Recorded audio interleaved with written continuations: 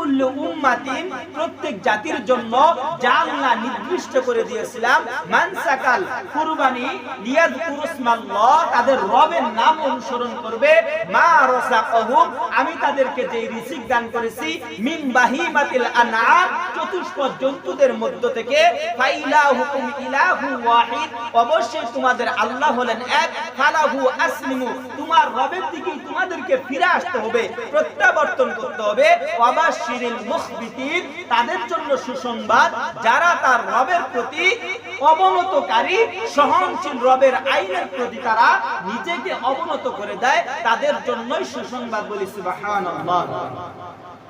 তাহলে বলেন তো দেখি কুরবানির বিধান শুধু আল্লাহ আমাদের জন্য দিয়েছেন না পৃথিবীর শুরু থেকেই ছিল? পৃথিবীর শুরু থেকেই ছিল।